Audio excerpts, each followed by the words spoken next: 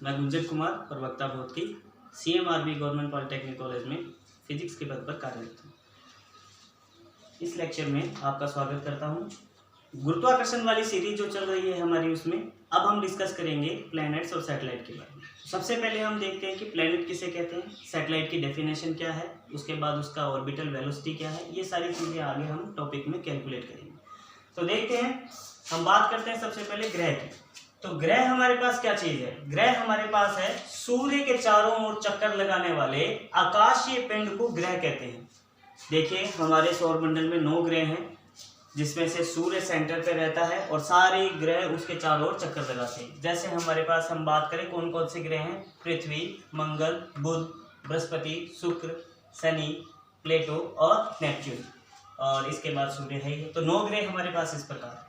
इसी तरीके से हम सैटेलाइट की बात करते हैं। तो सैटेलाइट किसे कहते हैं? तो कोई ग्रह के चारों ओर, देखिए ग्रह वो जो सूर्य के चारों ओर चक्कर लगा रहे हैं, और जबकि उपग्रह वो है, सैटेलाइट वो है जो ग्रह के चारों ओर चक्कर लगा रहे हैं। तो ग्रह के चारों ओर चक्कर लगाने वाले आकाशीय पिंड कैसे भी हो सकते हैं, कृत्रिम भी हो सकते हैं और प्राकृतिक भी हो सकते हैं। आकाशीय पिंड को उपग्रह कहते हैं। जैसे हम बात करते हैं चंद्रमा पृथ्वी का एक प्राकृतिक उपग्रह है, ठीक है, उसे हमने नहीं बनाया, प्रकृति ने बनाया। स्पुतनिक फर्स्ट जो है वो वर्ल्ड का सबसे पहला सैटेलाइट था जिसे रूस ने छोड़ा था, ठीक है। इसी प्रकार आर्यभट्ट जो कि भारत का पहला सैटेलाइट है। एक तरह से ये जीके के भी प्रश्न बन गए हैं, और हमारे को याद भी रखना है कि दुनिया का सबसे पहला जो सैटेलाइट था उसका नाम स्पुतनिक फर्स्ट था, और भारत का जो पहला सैटेलाइट था वो क्या था? आर्यभट्ट। स्पुतनिक फर्स्ट और आर्यभट्ट मनुष्य द्वारा छोड़े गए हैं। तो ये कृत्रिम उपग्रह। तो उपग्रह भी 2 प्रकार के होते हैं, प्राकृतिक और कृत्रिम। तो इस प्रकार हमारे पास ये उपग्रह है। फिर हमें क्या करना है, एक डेफिनेशन पूछी जाती है ज्यादातर पेपर में कि ऑर्बिटल, जो पार्किंग ऑर्बिटल है वो क्या है? पार्किंग कक्षा। देखो, जैसे नाम से स्पष्ट हो रहा पार्किंग, जैसे हम बाजार में कहीं जाते हैं तो गाड़ी को क्या करते हैं? पार्क करते हैं। उसका एक निश्चित स्थान होता है कि यहीं आपको व्यवस्था है गाड़ी खड़ी करने की, यहीं आपको गाड़ी खड़ी करनी है। वैसे ही सैटेलाइट के भी क्या है, एक निश्चित कक्षा होती है, एक निश्चित स्थान होता है। तो ग्रह के चारों ओर उपग्रह के एक निश्चित कक्षा में ही गति करता है। मतलब ग्रह के चारों ओर उपग्रह एक निश्चित कक्षा में ही गति करता है। उस कक्षा को ही उपग्रह की क्या कहा जाता है? पार्किंग कक्षा। एक निश्चित स्थान होता है ग्रह के चारों ओर, वहीं वो गति करेगा, ना उस कक्षा से ऊपर जा सकता है ना नीचे आ सकता है। इसी कक्षा को हम क्या कहते हैं? पार्किंग ऑर्बिटल कहते हैं। इसके बाद हमें क्या करना है? उपग्रह का कक्षीय वेग डिफाइन करना है। उपग्रह का कक्षीय वेग हम VO से डिनोट करते हैं। तो बहुत ही सिंपल है इसकी डेफिनेशन। उपग्रह ग्रह के चारों ओर एक निश्चित कक्षा में जिस वेग से गति करता है, मतलब पार्किंग ऑर्बिटल में जिस भी वेलोसिटी से वो चल रहा है, उस वेलोसिटी को ही उस उपग्रह का हम कक्षीय वेग कहते हैं, ऑर्बिटल वेलोसिटी कहते हैं। अब ऑर्बिटल वेलोसिटी का हम फार्मूला कैलकुलेट करते हैं। देखिए, मैंने आपको पिछले लेक्चर्स में भी ये बताया था कि घूमने के लिए, किसी भी चीज को अगर रोटेट हो रही है, घूमने के लिए, परिक्रमण के लिए, जाइरेशन के लिए, उसको अभिकेंद्रीय बल जरूर चाहिए होता है। अगर अभिकेंद्रीय बल नहीं है तो वो घूम नहीं सकता, और अभिकेंद्रीय बल उस घटना में ही कोई वास्तविक बल होगा जो लग रहा है, वही होता है जो उसको घुमाने के लिए उत्तरदायी होता है।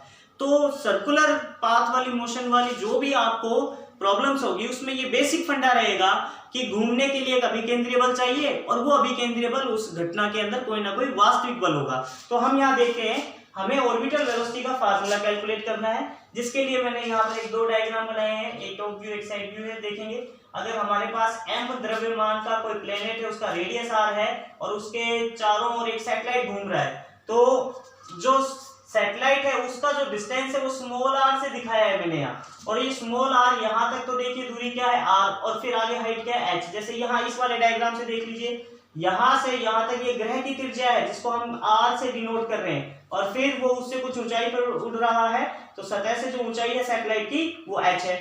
तो r प्लस h, इस सारी दूरी को मैं क्या लिख दूंगा? Small r।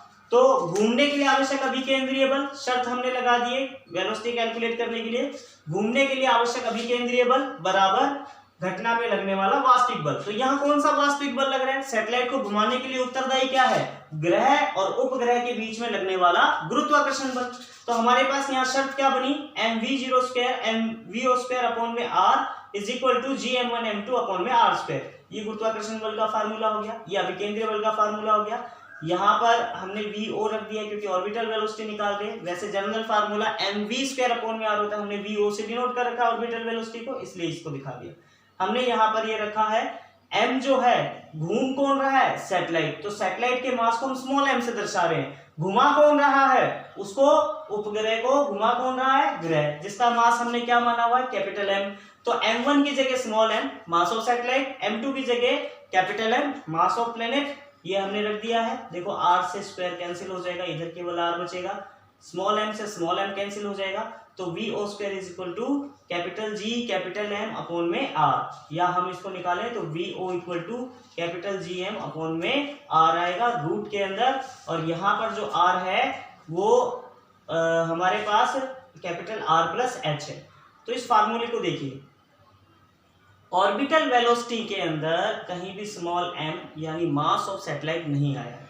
इसका मतलब क्या है कि किसी भी ऑर्बिट के अंदर जो ऑर्बिटल वेलोसिटी होती है वो फिक्स होती है, वो उस ग्रह पर निर्भर करती है, ना कि सैटेलाइट के मास पर निर्भर कर रही है, ठीक है, और डिस्टेंस पे निर्भर कर रही है।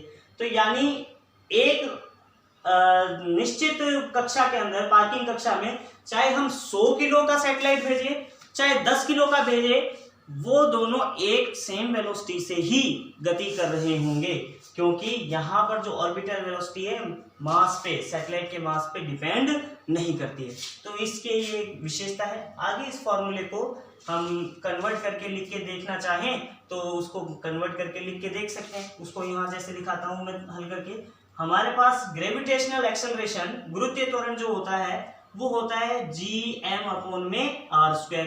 तो अगर मुझे Gm का वैल्यू पुटअप करना है तो Gm इधर ही रह जाएगा, r चला जाएगा तो G r² हो जाएगा, ठीक है।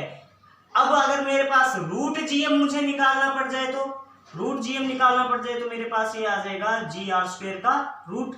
तो देख लीजिए हमारे पास Gr² का रूट कैसे बनेगा, Gr² के अंदर से r² का रूट है तो r बाहर आ जाएगा और रूट में क्या रह जाएगा, G is equal to root में Gm। अगर ये वैल्यू यहाँ पुटअप हो जाए तो यही फार्मूला कैसे कन्वर्ट हो जाएगा, ये फार्मूला हमारे पास ऐसे कन्वर्ट हो जाएगा, रूट Gm का वैल्यू मैंने रख देना है r रूट G, और बटा में हमारे पास क्या है, रूट r है ही है। तो अगर इसको मैं लिखना चाहूं तो हमारे पास क्या आ जाएगा, यहां से इसको सॉल्व करेंगे तो इसको दोनों ऊपर रूट और नीचे रूट है तो एक साथ लिख सकते हैं। तो यही फार्मूला ऐसे कन्वर्ट हो जाएगा, r यहां रह जाएगा हमारे पास और G अपॉन में स्मॉल r हो जाएगा, ठीक है। अब इसको और भी आगे कन्वर्ट किया जा सकता है। इसको और आगे कैसे कन्वर्ट करें हम, यहाँ स्मॉल r जो है, ठीक है, तो यहाँ जो स्मॉल r है उसकी वैल्यू किसके बराबर है, यहाँ स्मॉल r की वैल्यू हमारे पास है r प्लस h के। अगर ये बहुत ही कम ऊंचाई पर उड़ रहा हो तो ये r प्लस h जो है हम केवल r के बराबर लिख सकते हैं। अगर h हाइट बहुत कम है तो r प्लस h के r के इक्विवेलेंट ही लिखा जा सकता है। तो इसके बाद हम इसको यहाँ जगह कम है, थोड़ा इधर सोल्व करके देखते हैं। तो v0 बराबर ये r हमारे पास रह जाएगा और ये G और ये स्मॉल r जो है, इस स्मॉल r का मान मैं आपको लिख के दिखा रहा हूँ। इस स्मॉल r का मान केवल कैपिटल R लिख के दिखा रहा हूँ। क्यों, अगर h का मान कम हो, टेंड्स टू 0 मतलब नगण्य वैल्यू है, तो r प्लस h को आप क्या लिख सकते हैं, केवल r ही लिख सकते हैं। तो स्मॉल r की जगह, ये जो स्मॉल r है इसकी जगह कैपिटल R रख दिया। अब इस r को अगर हम अंदर ले जाएंगे तो यही फार्मूला आगे कैसे लिखा जा सकता है, ये r जब ब्रैकेट में जाएगा तो Gr² लिखा जाएगा। देख लीजिए Gr² रूट के अंदर है, वो रूट Gm की वैल्यू के बराबर है।